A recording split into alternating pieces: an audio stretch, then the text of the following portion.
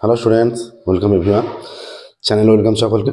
আমরা ABTA test paper solve করছিলাম মাধ্যমিক পরীক্ষার্থীদের জন্য। এর আগে আমরা মাধ্যমিকের জন্য যারা মাধ্যমিক পরীক্ষার্থী তাদের জন্য মাধ্যমিকের গণিত বই সম্পূর্ণরূপে সলভ করেছি। রায় মার্টিন প্রশ্নবিদ্যা সলভ করেছি।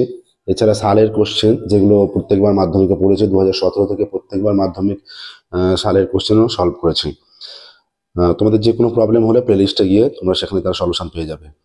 ঠিক আছে, তো আজকে আমরা এর আগের ক্লাসে আমরা পেজ নাম্বার 456 পেজের এবিটি টেস্ট পেপারের ম্যাথের যে কোশ্চেন ছিল সেটা সলভ করেছিলাম। আজকে আমরা 493 পেজে পেজ নাম্বার 493 493 পেজে ম্যাথের যে কোশ্চেন আছে সেটা সলভ করব। ঠিক আছে, এছাড়াও সেই সমস্ত স্টুডেন্টস যারা আমাদের প্রত্যেক ক্লাসে আমরা কিছু স্টুডেন্টদের নাম নিয়ে তাদের থ্যাঙ্কস দিচ্ছি।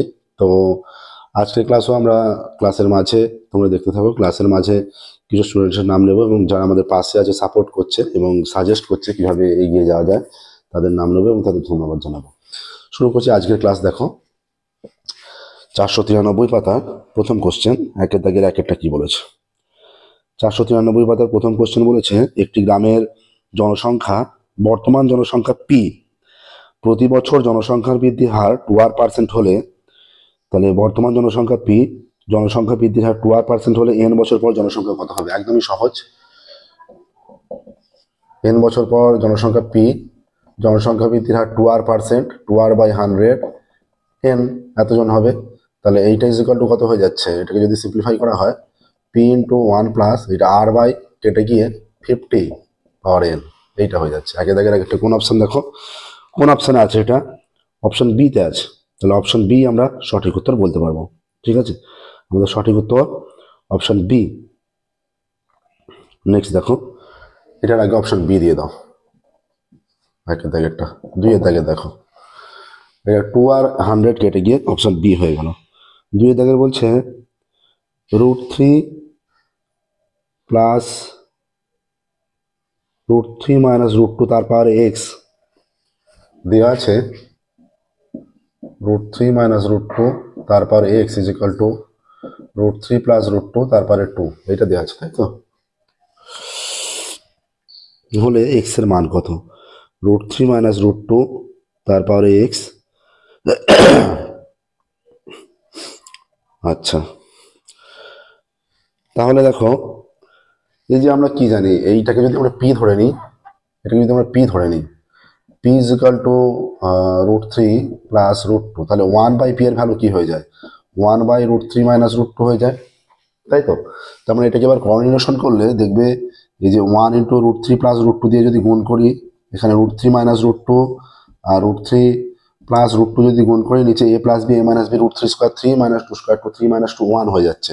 তাহলে এইটা বাই 1 ভালো করে শুনবে, a minus B a plus B সূত্র ফেললে a square minus B square 3 minus √3 square 3 √2 square 2 3 minus 2 1 হয়ে যাচ্ছে। তাহলে এই ভ্যালুটা বাই 1, তার মানে 1/p ইজ ইকুয়াল টু আসছে √3 প্লাস √2। তাহলে এই মানটা কি আসছে?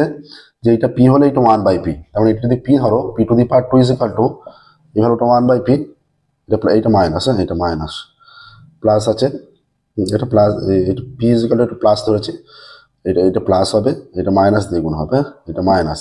তাহলে মাইনাসের ভ্যালুটা 1/p, তার মানে 1/p এর পাওয়ারে এক্স, তার মানে P two the power 2 is equal to P two the power minus x. ঠিক আছে, তার মানে এক্স ইজ ইকুয়াল টু -2 হয়ে যাচ্ছে। Minus x is equal two যদি 2 হয় তাহলে এক্স ইজ ইকুয়াল টু -2 হয়ে যাচ্ছে। ভালো করে শুনবে, এটা অসুবিধা হলে রিপিট শুনতে পারবে তোমরা। আচ্ছা, তাহলে -2 দেখো এখানে বলেছে এক্স এর মান -2, অপশন এতে আছে, অপশন এতে বলা আছে -2, তাহলে অপশন এ সঠিক উত্তর হবে। অপশন এ সঠিক উত্তর -2। তিনেরটা দেখো, তিনেরটা কি বলেছে? তিনি বলেছে এবিসিডি বৃত্তাংশ চতুর্ভুজের বিসি বাহুকে ই পর্যন্ত বর্ধিত করা হলো। এটা বৃত্তাংশ চতুর্ভুজ A B C D, BC বাহুকে ই পর্যন্ত বর্ধিত করা হলো। ঠিক আছে, বর্ধিত করলে বিএডি 140 বলে দিয়েছে। বিএডি এই কোণটা 140, কিসের মান চেয়েছে? এই কোণটা 140 হলে বৃত্তাংশ চতুর্ভুজের বিপরীত কোণগুলি পরস্পর সম্পূরক হয়। তাহলে এইটা 140 হলে শুধুমাত্র এইটা 40 হয়ে যাবে, 40 ডিগ্রি। এইটা 40 হলে এই বহিস্থকোণটা আবারও 140 হয়ে যাচ্ছে। এই বহিস্থকোণ আর বিপরীত অন্তঃস্থকোণ সমান হয়, এইগুলো আমরা পেয়ে যাচ্ছি। এবার কোনটা চেয়েছে দেখো এখানের মধ্যে, এখানে চেয়েছে বিএডি বলে দিয়ে ডিসিই, ডিসিই 140 ডিগ্রি, ডিসিই বলা আছে 140 ডিগ্রি। কোন অপশনে আছে 140? অপশন সিতে আছে, অপশন সি 140। ঠিক আছে, নেক্সট দেখো,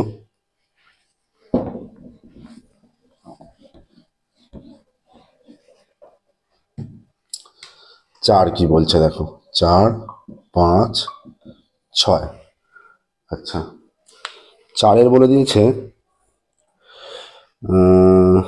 4, 4 একটি ঘনকের সমগ্রতলের ক্ষেত্রফল এস, কর্ণের দৈর্ঘ্য ডি হলে এসওডি এর মধ্যে সম্পর্ক।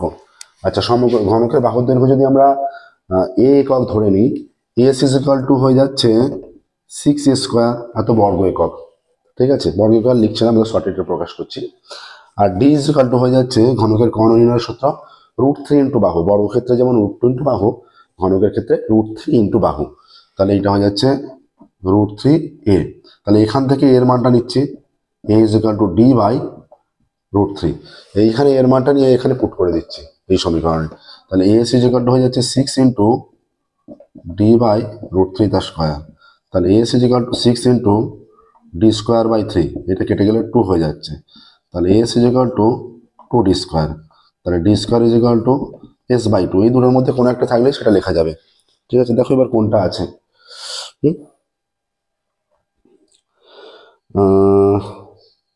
D square is equal to S by 2, option ডিতে আছে, option D, D square is equal to S by 2। Next দেখো 5-এর, alpha plus beta 90, alpha is to beta 2:1। হ্যাঁ, আলফা প্লাস বিটা 90 ডিগ্রি, তাহলে আলফা ও বিটার সমষ্টিটা 90 ডিগ্রি বলেছে। আর আলফা ইজ টু বিটা 2:1, তাহলে আলফা কত? 2 ইন্টু এদের সমষ্টি 3, 90 ডিগ্রি। তাহলে আলফার মান 60 ডিগ্রি, বিটার মান 90 মাইনাস 60, 30 ডিগ্রি হয়ে গেল। ঠিক আছে, দেখো সহজভাবে চলে এলো।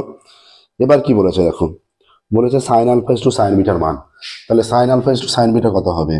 Sign alpha is to sine beta. Sine alpha মানে সাইন 60, সাইন 60-র মান √3/2। সাইন বিটা মানে সাইন 30, সাইন 30 হচ্ছে হাফ। তাহলে 2 দিয়ে গুণ করে দিলে উভয় দিকে 2 কেটে যাচ্ছে, √3:1 হয়ে যাচ্ছে। √3:1 দেখো কোন অপশানে আছে এটা, √3:1। √3:1 এখানে কোনো অপশানেই নেই। দুটো অপশান আছে এ আর সি, দুটোই 3:1। দুটোর মধ্যে একটা √3:1 হবে। দুটো অপশান এ আর সি দেখো, দুটোই 3:1 আছে, দুটোর মধ্যে একটা √3:1 হবে। দুটোই সেম অপশান হতে পারে না। ঠিক আছে, আচ্ছা তাহলে আমরা এখানে এ বা সি কোনো একটাকে √3:1 হিসাবে নিয়ে এটা প্রকাশ করবো। আমরা সিটাকে নিচ্ছি, সি, এটা √3:1 হবে, অবশ্যই √3:1 হবে। নেক্সট দেখো 6-এরটা, 6-এর আছে একটা তথ্য আছে 16, 15, 17, 15, 16, 15, 17, 16। তথ্য যেটা আছে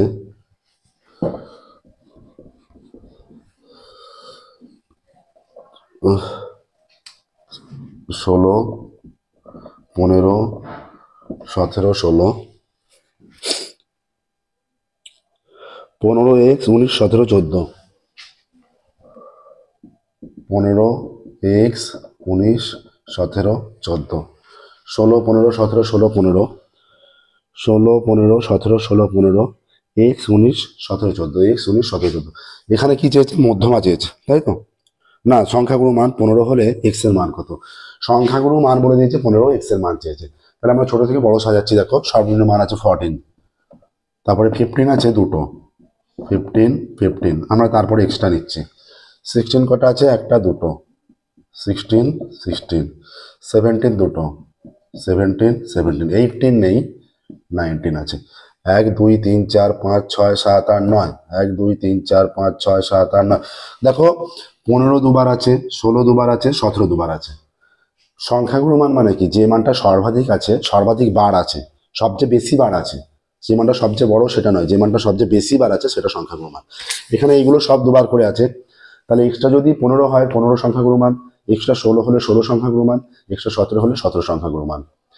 এখানে বলেছে সংখ্যাগুরু মান 15, তাহলে এক্স এর মান নিশ্চয়ই এক্স এর মান 15 হতে হবে, তবে 15 তিনবার হবে তবে সংখ্যাগুরু মান, তাহলে এক্স ইকুয়াল টু 15। কোন অপশানে আছে 15? অপশানগুলোর মধ্যে দেখো, অপশান এ 15, অপশান এতে আছে 15, ঠিক আছে, অপশান এ 15। এবার দেখো 2 এর দাগে যাবো, শূন্যস্থান পূরণ।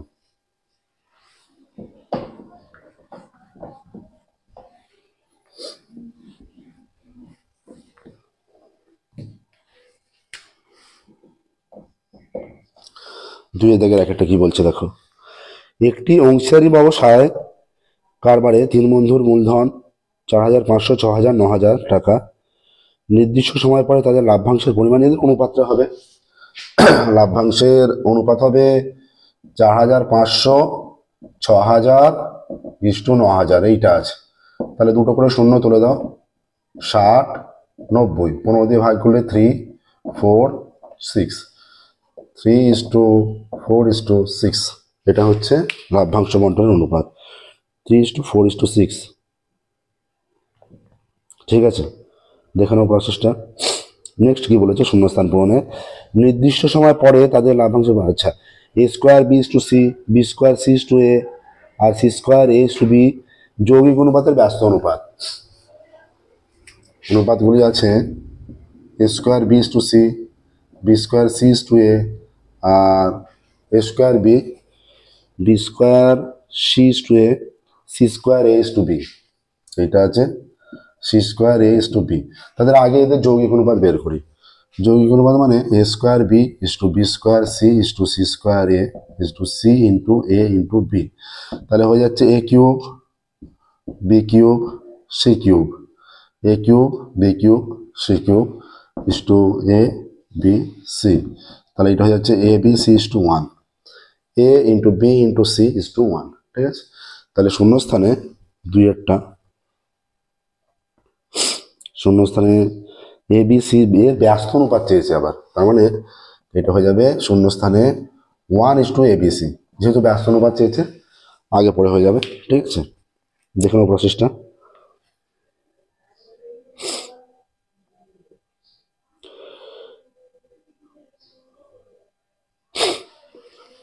ABC হলো, কি বলেছিল,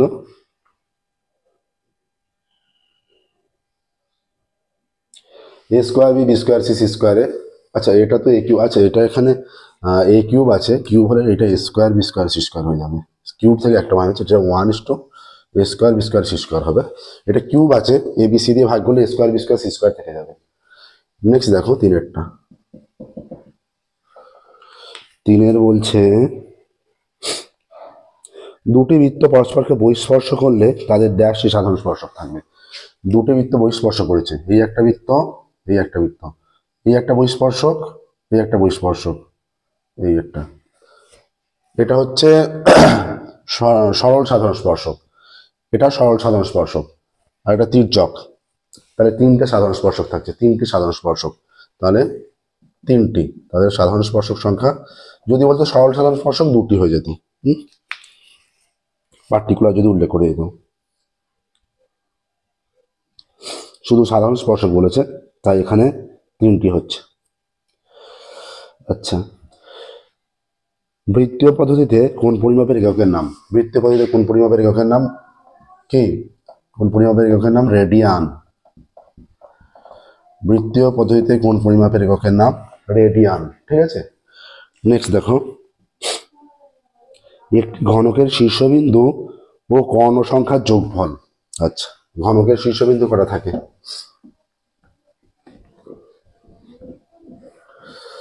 একটা চিত্র ঘনক নিলেই তোমরা বুঝতে পারবে, ঘনকের শীর্ষবিন্দু থাকে 8টি, ঠিক আছে।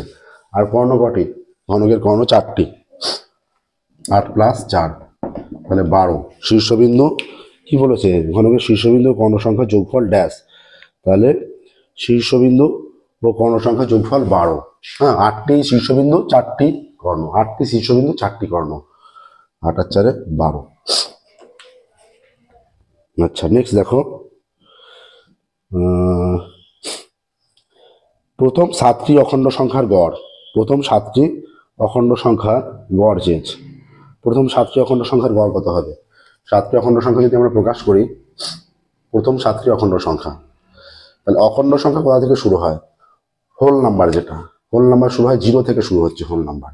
ইন্টিজার শুরু হচ্ছে 1 থেকে। তাহলে অখণ্ড সংখ্যা 0, 1, 2, 3, 4, 5, 6, 7। অখণ্ড সংখ্যা যাকে হোল নাম্বার বলা হয় ইংরেজিতে, ডাব্লিউ। কোনো নেগেটিভ মান হয় না। তাহলে টোটাল কত হচ্ছে দেখো, 7 আর 1 8, 6 আর 2 8, আর 5 আর 3 8, 3 8 24 আর 4 28। তাহলে 28/7, প্রথম 7টি তো 28/7 4 হয়ে যাচ্ছে, 28/7 4। তাহলে এখানে 4 আনসার আসছে। অখণ্ড সংখ্যা 0 থেকে শুরু, প্রথম 7টি 0 থেকে শুরু, 0 1 2 3, প্রথম 7টি অখণ্ড সংখ্যার গড় চেয়েছে, তাই তো? প্রথম 7টি অখণ্ড সংখ্যার গড় আসছে এখানে, প্রথম 7টি অখণ্ড সংখ্যার গড়।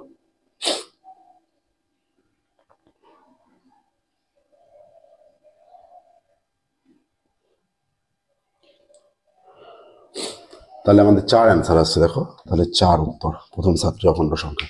0 থেকে অখণ্ড সংখ্যা শুরু হয়, পূর্ণ সংখ্যা 1 থেকে শুরু হয়, ঠিক আছে? আচ্ছা, তাহলে এখানে কটা হলো? 1 2 3 4 5, আচ্ছা 8টা নেওয়া হয়ে গেছে এখানে, 8টা নেওয়া হয়ে গেছে। এটা বাদ যাবে, এটা বাদ গেলে কত আসছে দেখো, 6 আর 5 11 আর 4 15, 15 আর 3 18, 18 দিয়ে 20 আর 1 21, আচ্ছা 21 হচ্ছে টোটালটা। 1 2 3 4 5 6 7টা, 21/7। তার মানে 3 অ্যান্সার আসছে, 3। আচ্ছা 3 উত্তর, 3। 8টি বললে ছাড় হতো, প্রথম 8টি বললে, ঠিক আছে? নেক্সট দেখো, এবার সত্য মিথ্যায় যাব। সত্য মিথ্যা কি বলেছে দেখো,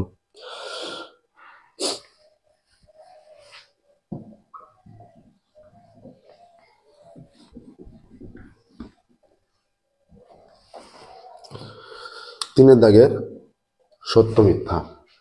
3 দাগের সত্য মিথ্যার ক্ষেত্রে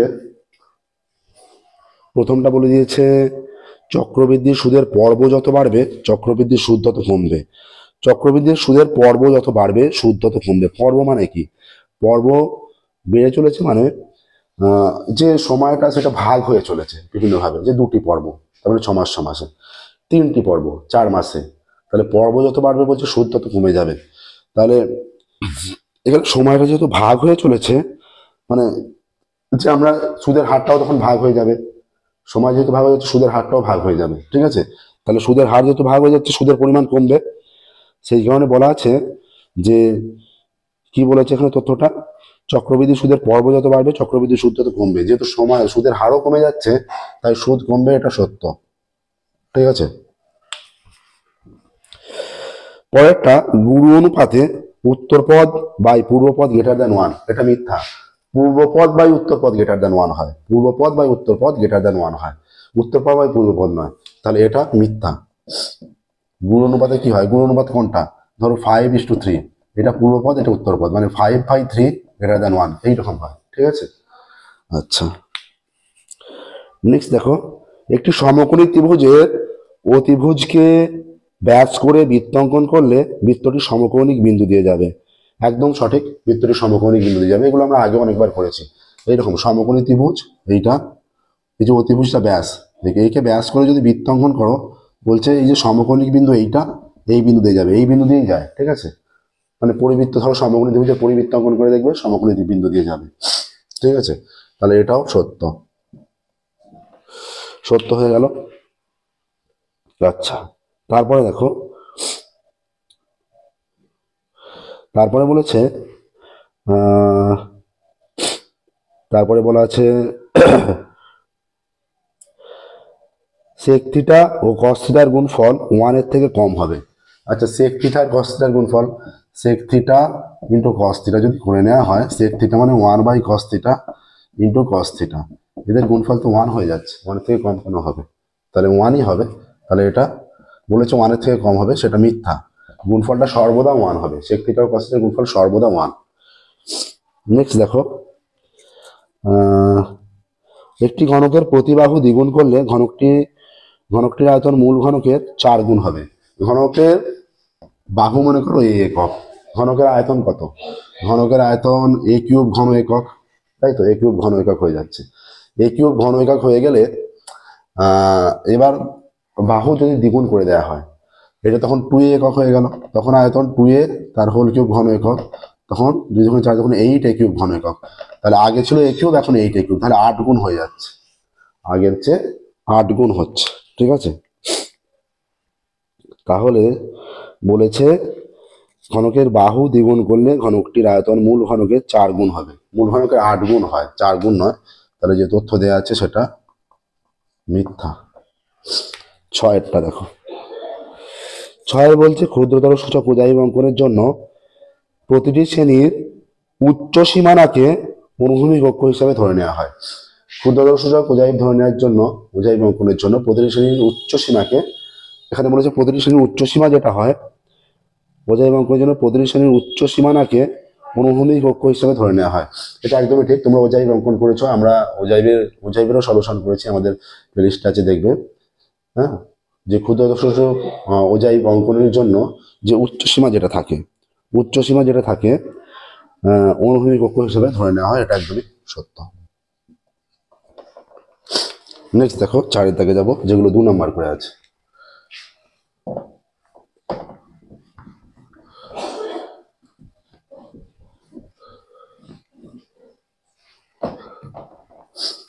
এক একটা কি বলেছে দেখো, 4 দাগে দেখ, বার্ষিক a/5% সরল সুদের হারে a স্কোয়ার টাকার a/3 বছরের। আচ্ছা, মূলধন কত? আসল ইজিক্যাল টু a স্কোয়ার টাকা।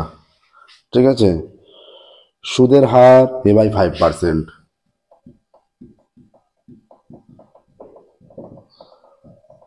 a/5%। আচ্ছা, সময় কত? a/3 বছর।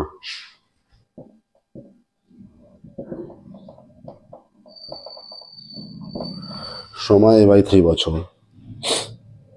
আচ্ছা, সুদ কত? a³/60। সুদ a³/60 টাকা। এইটা দেখো, এখানে সুদটা বলে দেয়া আছে। এবার আমরা আসল, সুদের হার আর সময়ের সাহায্যে সুদটা নির্ণয় করব, নির্ণয় করে দুটো সুদ সমান করে দেবো, দুটো সুদ সমান করে দিলেই এর মানটা আমরা পেয়ে যাব। এবার দেখো, অতএব a স্কোয়ার টাকার a/5% সরল সুদের হারে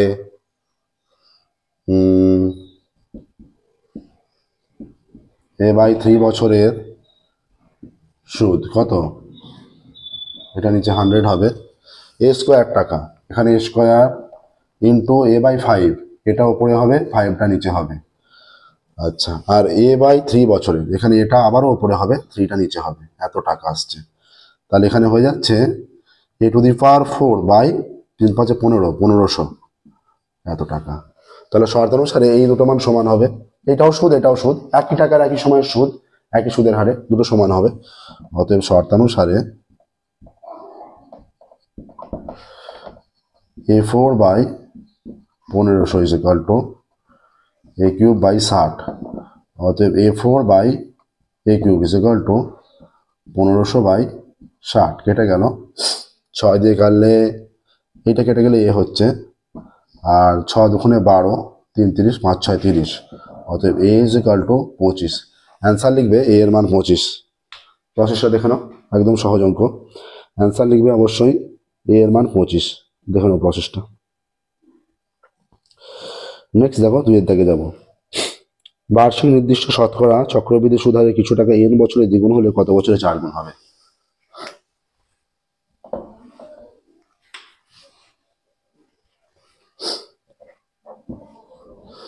n বছরে কিছু টাকা দ্বিগুণ হচ্ছে, কত বছরে 4 গুণ হবে? আমরা ধরি আসল ইজ ইকুয়াল টু p টাকা। ঠিক আছে, আসল p টাকা। এবার সুদের হার 8%।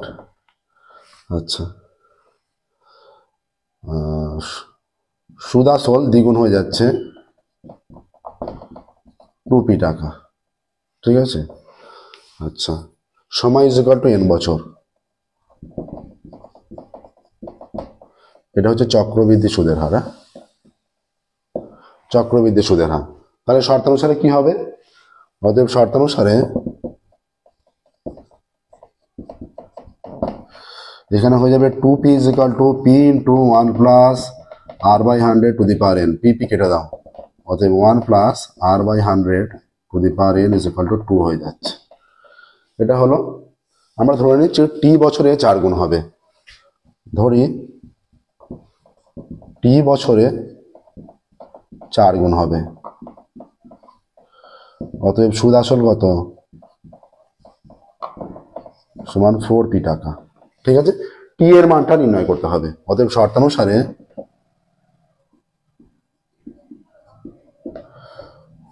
Four P is equal to P into 1 plus r by 100 to the power t, ঠিক আছে। পি কেটে দিলাম, পি কেটে দিলাম, অতএব 1 plus r by 100 to the power t is equal to 4 মানে 2 টু দি পাওয়ার 2, ঠিক আছে। তাহলে দেখো, অতএব 1 plus r by 100 to the power t, এই যে 2 নিচে 2টার জায়গায় আমরা এই ভ্যালুটা বসাচ্ছি, 1 plus r by 100 to the power n, 1 plus r by 100 to the power n, তার পাওয়ারে 2।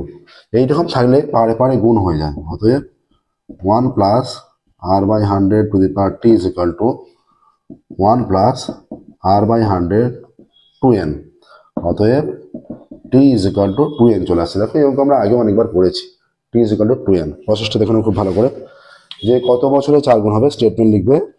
স্টেটমেন্ট প্রত্যেক অঙ্কের অবশ্যই লিখবে, 2 নম্বর 3 নম্বর 4 নম্বর 5 নম্বর প্রত্যেক রকমের অঙ্কের স্টেটমেন্ট অবশ্যই লিখবে যে 2n বছরে 4 গুণ হবে, 2n বছরে 4 গুণ হবে, অবশ্যই লিখবে। এরপর দেখো 3 এর দাগে যাব।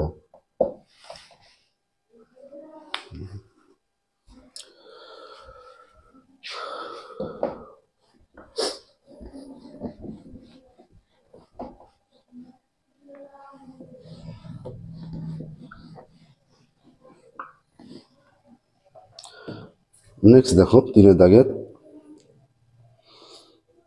দাগের বলছে √7 প্লাস √3 √7 মাইনাস √3 প্রদত্ত কি আছে? √7 plus √3 √7 minus √3 is equal to 21 minus X square, is equal to 21 minus X square হলে এক্স এর মান চেয়েছে। সহজ অঙ্ক দেখো, এটা a plus B, a minus B সূত্র, তো এটা √7 তার স্কোয়ার মাইনাস √3 তার square 21 minus X square, √7 square 7 minus √3 square 3 is equal to 21 minus X square. অতএব এইটা হয়ে যাচ্ছে 4 is equal to 21 minus X square আমরা বাঁ দিকে আনছি, এটা প্লাস হয়ে গেল, ইজ ইকুয়াল টু 21 মাইনাস 4, তাহলে x square is equal two 17 হচ্ছে। অতএব X is equal two plus minus √17 আসছে। দেখো x is equal two plus minus √17 আসছে, দেখে নাও প্রসেসটা।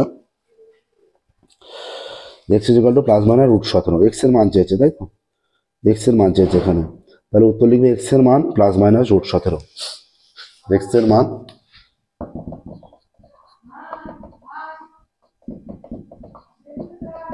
ঠিক আছে। 3 এর দাগের হয়ে গেল। দেখো এবার 4 এর দাগে যাব।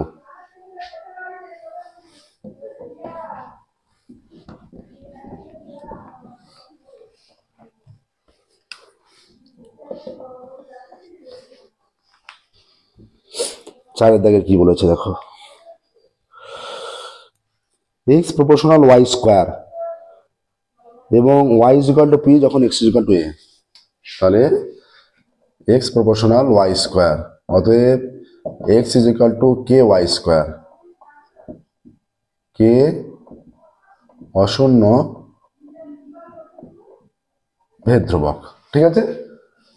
আচ্ছা, এবার দেখো y is equal to 2p যখন x is equal to p, y is equal to 2p যখন x is equal to p, অতএব x এর মান p,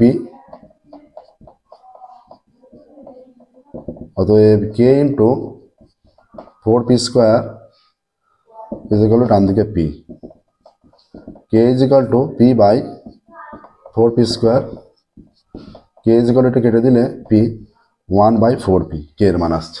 তাহলে রিলেশনটা কত হচ্ছে? অতএব X is equal to Y square by 4p, এটা রিলেশন হচ্ছে। ঠিক আছে, এটা সম্পর্ক আসছে। এবার বলেছে আচ্ছা আচ্ছা এই সম্পর্কটাই নির্ণয় করতে বলেছে, এক্স ও ওয়াইয়ের মধ্যে সম্পর্ক নির্ণয় করতে বলেছে। আদার্স কিছু আর এক্সট্রা উল্লেখ করেনি, যে এক্স ও ওয়াইয়ের মধ্যে সম্পর্ক নির্ণয় করো। তাহলে এখানে হয়ে যাচ্ছে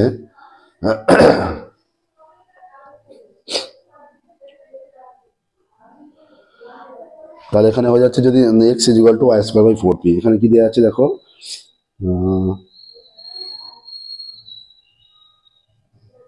এটা X proportional to Y square হবে, এক্স এ ওয়াই স্কোয়ার আছে, X proportional to Y square হবে, এবং Y is equal to 2p, যখন X is equal to P, X ওয়াইয়ের মধ্যে সম্পর্ক Y is equal to 2p, এটা এক্স এ আছে তোমাদের বই যেটা, এটা প্রপোর্শনাল হবে। ঠিক আছে, 2p আছে, 2p স্কোয়ার 4p স্কোয়ার, হ্যাঁ, আর x is equal to p দেওয়া আছে, x is equal to p, y is equal to 2p, y square 2p 4p square হয়ে গেছে, এটা পি, কে into 2 square 4p square p, এটা এদিকে নিয়ে গেছি, তাহলে সম্পর্কটা হয়ে যাচ্ছে অতএব y square is equal to 4px, অতএব লিখবে এক্স ওয়াই এর মধ্যে সম্পর্কটি হলো এটা। অতএব এক্স ওয়াই এর মধ্যে সম্পর্কটি হলো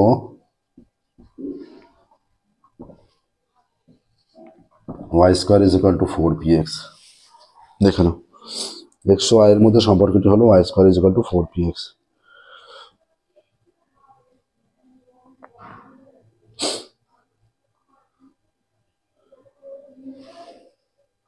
নেক্সট দেখো 5-এরটায় যাব।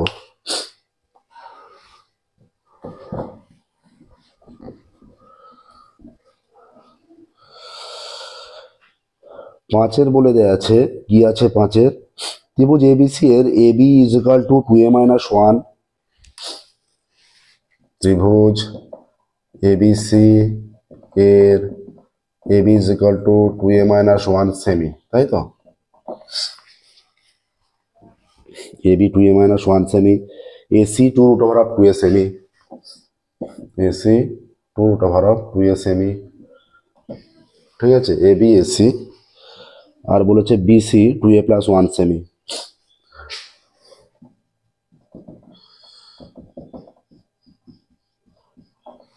এইটা, তাহলে এটা যদি এবিসি ত্রিভুজ হয়,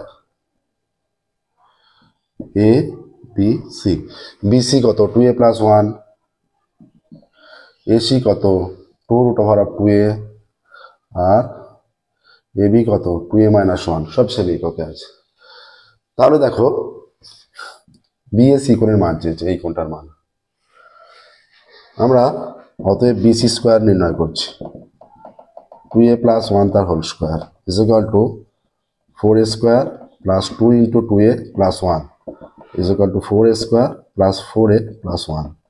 আচ্ছা, AB square plus AC square নির্ণয় করছি, এটা হয়ে যাচ্ছে 2a-1 তার হোল স্কোয়ার প্লাস 2√2a তার হোল স্কোয়ার, 2a স্কোয়ার হচ্ছে 4a square minus 2 into 2a into 1 plus 1 square 1 plus এইটা স্কোয়ার করলে দুবার, এটা 2 দুগুণে 4, 4 দুগুণে 8 হয়ে যাবে। ঠিক আছে, এটা 2 ইন্টু 2 4, আর দুটো রুট 2 হলে 2 হয়, তাহলে 4 দুগুণে 8, আর দুটো রুটে গুণ করলে শুধু এ হয়ে যাবে, তাহলে 8 হয়ে যাচ্ছে। তাহলে এটা হচ্ছে 4a square minus 4a plus 8a plus 1, তাহলে এটা হচ্ছে 4a square plus 4a plus 1। অতএব A B square plus AC square is equal to BC square. এটা যা সমগ্র ত্রিভুজ একটা কন্ডিশন, তার মানে বিসি অতিভুজ।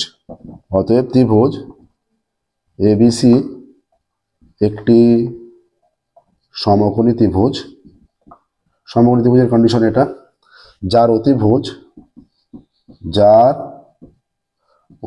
বিসি, তাই তো, এই যে বিসি স্কোয়ার, তাহলে বিসি এর বিপরীত বাহুটা সমকোণ হবে, অতএব কোণ পিএসি, যেটা বিসি এর বিপরীত বাহু, এইটা ইজ ইকুয়াল টু 90 ডিগ্রি। এবার লিখবে স্টেটমেন্টটা লিখবে, অতএব কোণ বিএসি এর মান 90 ডিগ্রি, এটা স্টেটমেন্ট লিখবে। প্রত্যেকটা অঙ্কের স্টেটমেন্ট অবশ্যই লিখবে যে কোন বি এ সি এর মান 90 ডিগ্রি বা এরকম। অতএব এটা নিচে লিখবে কোন বি এ সি এর মান 90 ডিগ্রি। ঠিক আছে, প্রত্যেকটা অঙ্কের উত্তর অবশ্যই লিখবে।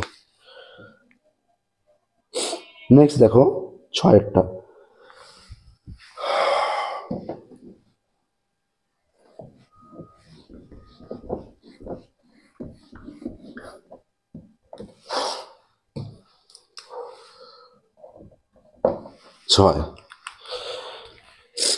ত্রিভুজ এবিসি এর ডি সমান্তরাল বিসি যেখানে ডি ও ই যথাক্রমে এ বি ও এসির ওপর অবস্থিত। আচ্ছা, এখানে কি বলে দিয়েছে, এডি 5 ডিবি 6। এবিসি ত্রিভুজ অঙ্কন করলাম, এ বি সি, ডি সমান্তরাল বিসি। আমরা একটা চিত্র অঙ্কন করছি, প্রত্যেকটা চিত্র অবশ্যই স্কেল পেন্সিল ইউজ করবে, যেটা কম্পাস ব্যবহার করে কম্পাসও ব্যবহার করবে। ঠিক আছে, এবার দেখো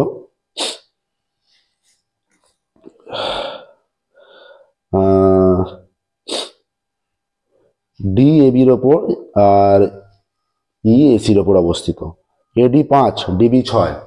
আচ্ছা, এডি 5 সেমি ডিবি 6 সেমি। ঠিক আছে, আচ্ছা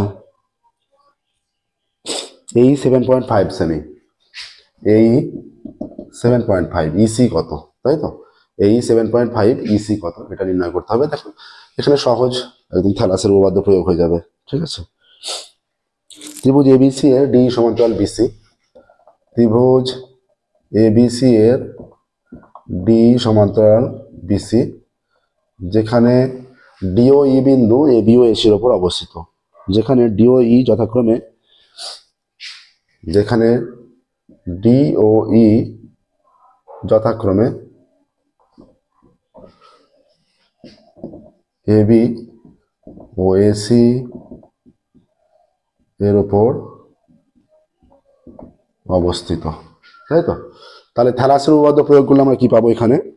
আচ্ছা, কি কি প্রদত্ত আছে দেখো। প্রদত্ত A B is equal to AD, AD is equal to 5 সেমি, ডিবি ইজ ইকুয়াল টু 6 সেমি, এই ইজ ইকুয়াল টু 7.5 সেমি। ঠিক আছে, তাহলে এখান থেকে আমরা পাচ্ছি অতএব এডি ডিবি এই ইসি মান পুট করলে এডি 5 ডিবি 6, এটা 7.5, ইসি এটা ইসি। অতএব 5 into EC is equal to 6 into 7.5। অতএব EC is equal to 6 into 7.5 by 5। ঠিক আছে, এটা দশমিক তুলে দিলে 10 হয়ে যাচ্ছে। আচ্ছা, তাহলে এবার 5 15 75। এবার দেখো 5 দিয়ে কাটলে 3 5 15, 5 2 10, এটা কেটে দিলে 3। তাহলে EC is equal to 3 into 3 9, 9 আসছে। তাহলে দেখো এখানে বলছে এসি কত, তাহলে ইসি পেয়ে গেছি 9 সেমি। অতএব EC is equal two 9 semi. EC এর দৈর্ঘ্য 9 সেমি। অতএব তারপরে লিখবে এসি ইজ ইকুয়াল টু এই প্লাস ইসি। এই হচ্ছে 7.5 সেমি প্লাস 9 সেমি, 9 সাথে 16.5 সেমি। স্টেটমেন্ট লিখবে এসি বাহুর দৈর্ঘ্য 16.5 সেমি। দেখানো প্রসেসটা।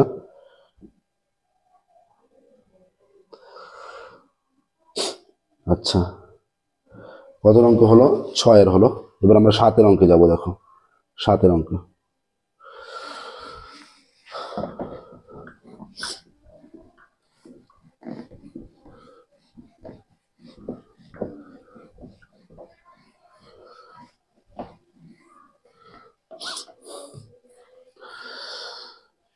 আচ্ছা দেখো, প্রত্যেক ক্লাসেই আমাদের বেশ কিছু স্টুডেন্ট আমাদের বা অনেক স্টুডেন্ট আমাদের সাপোর্ট করে চলেছে, সাজেস্ট করে চলেছে কিভাবে চ্যানেলে ইমপ্রুভ করা যায়। তাদের মধ্যে প্রত্যেক ক্লাসে আমরা কিছু স্টুডেন্টের নাম নিচ্ছি। আজকেও আমরা সেই অনুপাতে কিছু স্টুডেন্টের নাম নেব এবং তাদের থ্যাঙ্কস জানাবো। তো যারা আমাদের পাশে আছে, সাপোর্ট করছে, সাজেস্ট করছে, সেই রকম স্টুডেন্টদের মধ্যে আজকে ক্লাসে আমরা যাদের নাম নেব তাদের মধ্যে অন্যতম হলো প্রিয়দর্শী সেনাপতি, জিৎ হাইদ, তুহিনা বেরা। এদেরকে অনেক অনেক ধন্যবাদ আমাদের পাশে থাকার জন্য, সাপোর্ট করার জন্য এবং চ্যানেলের ইমপ্রুভ কিভাবে করা যায় তার সাজেস্ট করার জন্য। তোমরা যারা আমাদের পাশে আছো, আরও অনেক স্টুডেন্ট, একসঙ্গে সবার নাম নেওয়া সম্ভব নয়, আমরা প্রত্যেক ক্লাসে নাম নিতে থাকবো। তো যারা আমাদের পাশে আছো, যারা চ্যানেলে কমেন্ট করছো, কমেন্টের পাশে তোমাদের নামটা মেনশন করো, তবেই আমরা তোমাদের নামগুলো নিতে পারবো। এবং কীভাবে চ্যানেলে ইমপ্রুভ করা যাবে সেগুলো তোমরা সাজেস্ট করতে থাকো। ওকে, তোমরা আমাদের পাশে থাকো, আমরা অনেক উন্নতির শিখরে যেতে পারবো। ওকে, তো পরের অঙ্ক দেখো 6 দাগের। আচ্ছা, এটা বাঁ দিকের সাথে ডান দিকের মেলাতে বলেছে। যেটা মেলাবে প্রথম হচ্ছে এর সাথে কোনটা হবে? বৃত্তস্থ সামান্তরিক একটি, এটা হচ্ছে 7-এরটা, তাই তো? তাহলে বৃত্তস্থ সামান্তরিক একটি, তাহলে এর সাথে আমরা এটা পুরোটা লিখছি না, এর সঙ্গে কি হবে? বৃত্তস্থ সামান্তরিক একটি এর সঙ্গে যেটা ম্যাচ করবে সেটা হচ্ছে বৃত্তস্থ সামান্তরিক একটি আয়তক্ষেত্র হয়, এর সঙ্গে 3 হবে, এর সঙ্গে 3, 7-এরটা। বি এতে কি আছে দেখো, বিতে আছে দুটি বৃত্ত পরস্পরকে অন্তঃস্পর্শ করলে তাদের কেন্দ্র দুটির দূরত্ব ব্যাসার্ধ দুটির দৈর্ঘ্যের বিয়োগফল হয় বা অন্তরফল। 4-এ যেটা আছে অন্তরফল, সি আর ডি।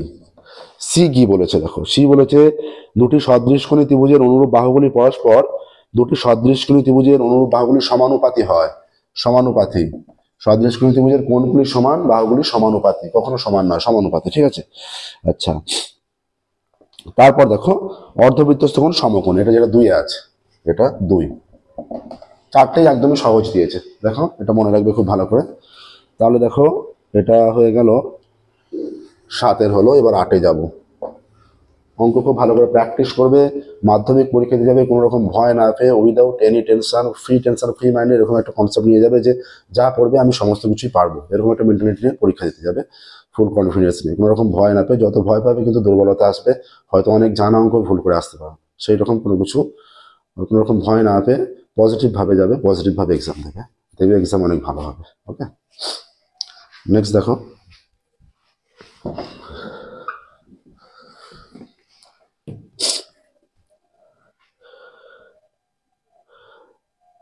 ত্রিভুজ এবিসি এর দেখাতে বলেছে sin a + b/2 = cos c/2। এইটা একটি ত্রিভুজ যেহেতু, অতএব a + b + c = 180 ডিগ্রি। অতএব বাম পক্ষ দেখো, যেটা প্রমাণ করতে বলেছে, বাম পক্ষ = কি আছে? বাম পক্ষে sin a + b/2, sin a + b/2। তাহলে sin a + b এর মান কত? এখান থেকে দেখো a + b = 180 - c, সিটাকে ডান দিকে নিয়ে গেলে 180 - c হয়ে যাচ্ছে। তাহলে এখানে লেখো 180 - c/2।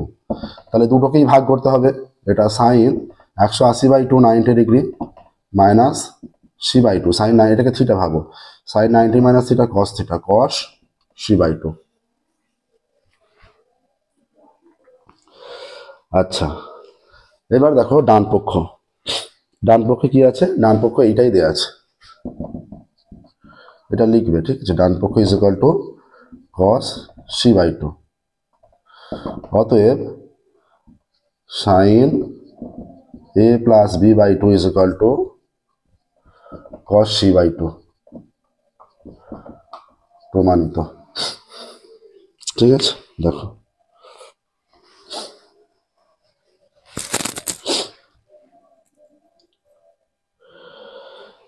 হয়ে গেল 8-এরটা। এবার 9-এর অঙ্ক দেখো, সহজ অঙ্ক ছিল 8-এর।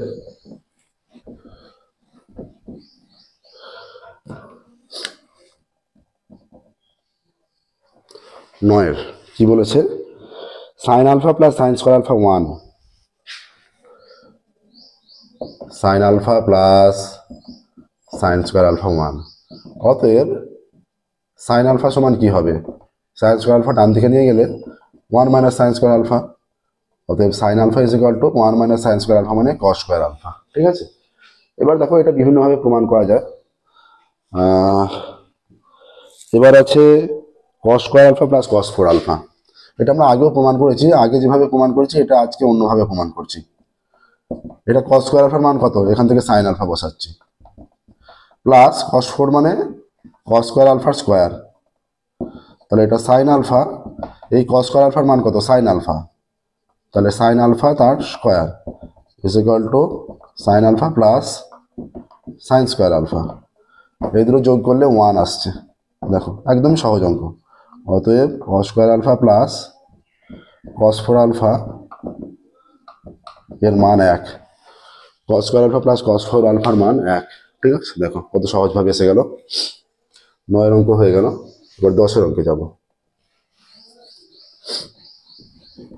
এটা তোমাদের বইয়ের অঙ্ক, তোমাদের ম্যাথ বইয়ে আছে অঙ্কটা। এরপর দুটি লম্ববৃত্তাকার চোঙের উচ্চতার অনুপাত দেওয়া আছে, ভূমির পরিধির অনুপাত দেওয়া আছে, আয়তনের অনুপাত চেয়েছে। দুটি লম্ব বৃত্তাকার চোঙের উচ্চতার অনুপাত ইজ ইকুয়াল টু, উচ্চতার অনুপাত আছে লম্ব বৃত্তাকার চোঙের 1:2। ঠিক আছে, ধরি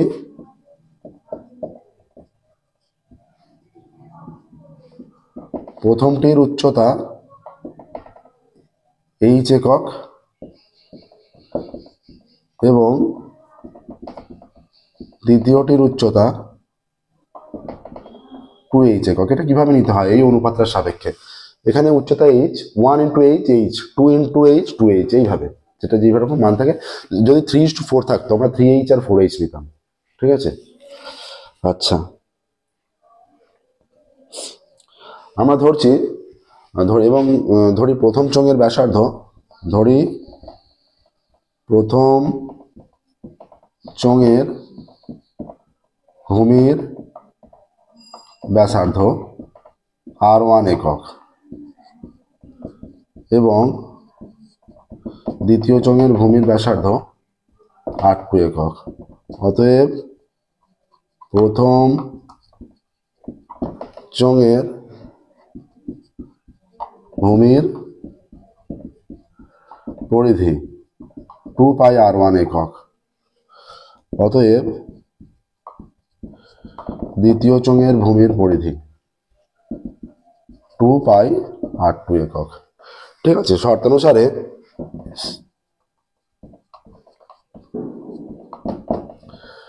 two pi r1 is two 2πr2, এটা কত বলা আছে ভূমির পরিধির অনুপাত, ভূমির পরিধির অনুপাত বলা আছে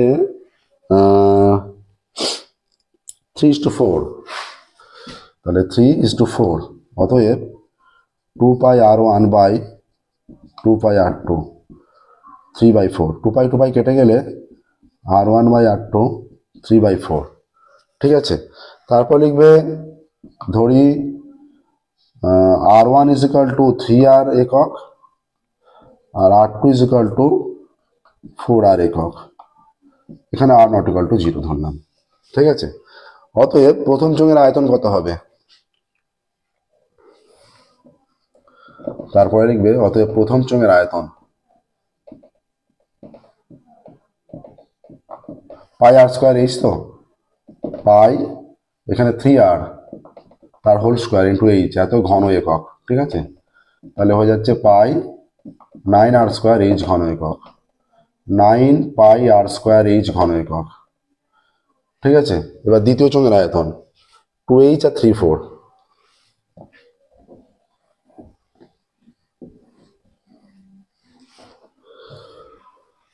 অতএব দ্বিতীয় চোঙের আয়তন ইজ ইকুয়াল টু, দ্বিতীয় চোঙের আয়তন πr²h, পাই এটা 4r তার স্কোয়ার আর এইচটা 2h এত ঘন একক, পাই ইন্টু 16r² 2h ঘন একক, 16 দুগুণে 32 πr²h ঘন একক। ঠিক আছে, অতএব চোঙ দুটির আয়তনের অনুপাত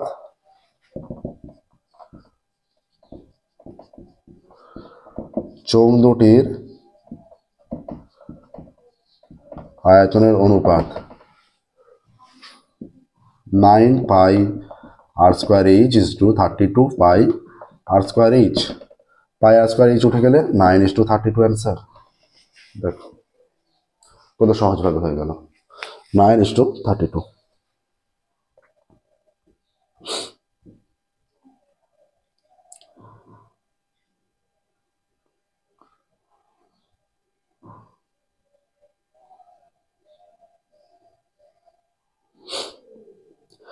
তারপরটা দেখো 11টা।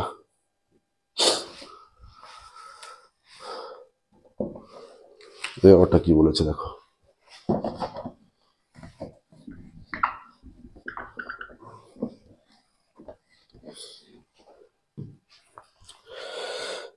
বলেছে একটি লম্ববৃত্তাকার শঙ্কুর আয়তন ভি ঘন একক, ভূমিতলের ক্ষেত্রফলে উচ্চতা এইচ। আচ্ছা, ধরি লম্ববৃত্তাকার শঙ্কুই তো বলা আছে,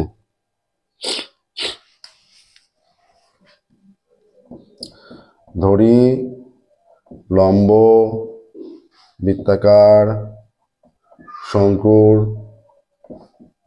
ভূমির ব্যাসার্ধ ইকুয়াল টু আর একক, উচ্চতা ইকুয়াল টু এইচ একক, এবং আচ্ছা এখানে কি উচ্চতা বলা আছে? উচ্চতা ক্যাপিটাল এইচ বলা আছে, ক্যাপিটাল এইচ একক। আচ্ছা, এবং তির্যক উচ্চতা, এখানে তির্যক উচ্চতা লাগবে না।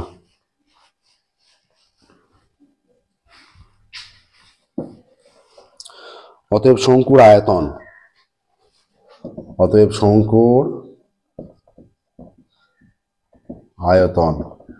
V is equal to 1/3 pi R square H. V ঘন একক বলা আছে, উভয় দিকে একক, আর একক লেখার দরকার নেই তাহলে, বা এটা এককই মেনশনও করতে পারো, কোনো অসুবিধা না, মেনশন করলেও এখানে অসুবিধা নেই, যেহেতু ভি ঘন একক বলা আছে। আর এ ইজ ইকুয়াল টু ভূমির ক্ষেত্রফল পাই আর স্কোয়ার। এই যে এইটা শঙ্কু, তো ভূমির ক্ষেত্রফল মানে এই জায়গাটার ক্ষেত্রফল, এটা তার মানে ভূমিটা বৃত্ত হয়ে যায়, বৃত্তের ক্ষেত্রফল পাই আর স্কোয়ার। ব্যাসার্ধ আমরা আর ধরে লিখে নিয়েছি, এই যে ব্যাসার্ধ আর একক, এটা ব্যাসার্ধ, এটা ক্যাপিটাল এইচ। আচ্ছা, এবার কত বলা আছে? উচ্চতা এইচ একক আমরা লিখেই নিয়েছি, ঠিক আছে। অতএব এইচ বাই 3ভি, অতএব এইচ বাই 3ভি সমান কত? এ মানে পাই আর স্কোয়ার এইচ, আচ্ছা এইটা এইচ হবে, এটা এইচ বলে দিয়েছে, আর এইটা হচ্ছে 3 ইন্টু ভি এর মান 1/3 পাই আর স্কোয়ার এইচ। 3 কেটে যাচ্ছে, পাই আর স্কোয়ার কেটে যাচ্ছে, এইচ কেটে যাচ্ছে 1। অতএব এইচ বাই 3ভি এর মান 1, এইচ বাই 3ভি এর মান 1। দেখো এইচ বাই 3ভি এর মান 1 আসছে।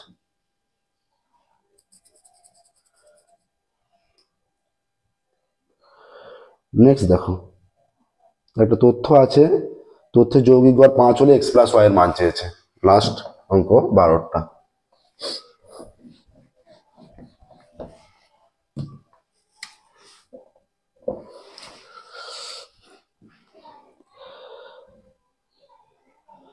সাত পাঁচ দুই 10, 7 5 2 10, x 6 4 y, x 6 4 y, 7 5 2 10, x 6 4 y, 8 1 তথ্যের যৌগিক গড় 5। ঠিক আছে, তাহলে কি হবে? এই তথ্যের যৌগিক গড় 5 মানে কি? 7 plus 5 plus 2 plus 10 plus x plus 6 plus 4 plus 7 5 2 10, 7 5 2 10, x 6 4 plus y plus 8 plus 1। ঠিক আছে, 1 2 3 4 5 6 7 8 9 10, 2 3 4 5 6 7 8 9 10, তাহলে 10 দিয়ে ভাগ হবে, এটা ইজ ইকুয়াল টু যৌগিক গড় 5 এইটা।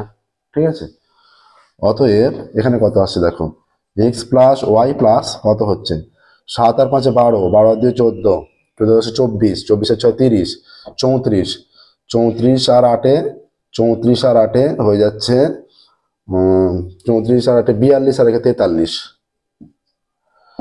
কোনাকুনি গুণ করলে 5 10 50, বা X plus Y is equal to 50 minus 43, অতএব X plus Y is equal to 7। এবার এখানে কি চেয়েছে দেখো, এখানে বলেছে এক্স প্লাস ওয়াই সমান কত, তাহলে উত্তর লিখবে এক্স প্লাস ওয়াই এর মান 7, এটাই অ্যান্সার, এক্স প্লাস ওয়াই এর মান 7। অতএব এক্স প্লাস ওয়াই এর মান 7। দেখো, দেখে নাও প্রসেসটা।